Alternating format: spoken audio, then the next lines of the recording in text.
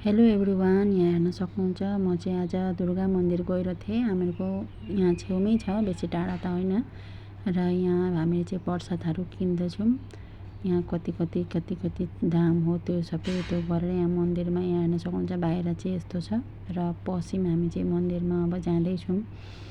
मन्दिर चाहिँ आज निकै भिड रहेछ, किनकि यो मन्दिरमा चाहिँ साथीहरू बिहाहरू पनि निकै हुन्छ र आज चाहिँ बिहे रहेछ 2-3टा र थुप्रै मान्छे चाहिँ धेरै भइसके र कति लाइन हुन्छ त्यो त अब थाहा छैन, भित्र गएर चाहिँ म थाहा हुन्छ।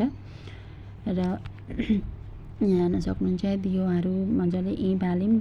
भित्र त अब आजभोलि कुनै मन्दिरमा दिँदैन र यहाँ दियो धुप बालेर यहाँ प्रसादको थाली लिएर म चाहिँ अब लाइन लाग्नलाई उहाँ हेर्न सक्नुहुन्छ मान्छेको लाइन कति छ र त्यहाँ लाइन लाग्न जाँदैछु। तपाईँहरूलाई पनि यहाँ देखाउँदैछु। यहाँ हेर्नु भित्र चाहिँ माताको यस्तो छ। यहाँ भित्र माताको मूर्ति त छैन, यस्तै छ माताको। यहाँ जे मागे नि यहाँ चाहिँ पुरा हुन्छ भनेर अब सबैले विश्वास गर्छन्। र यहाँ हेर्न सक्नुहुन्छ छेउमा चाहिँ सँगै शिव मन्दिर पनि छ र यहाँ हामी भाउजू म छोरी सबै आएर यहाँ पूजा चाहिँ गर्दैछु र छोरी पनि धुपकाठी बालेर पूजा गर्दैछिन्। यहाँ देख्न सक्नुहुन्छ तपाईँहरूले मन्दिरमा चाहिँ कस्तो कस्तो छ। यहाँ धुपकाठी बाल्नलाई उहाँ गइन् छोरी चाहिँ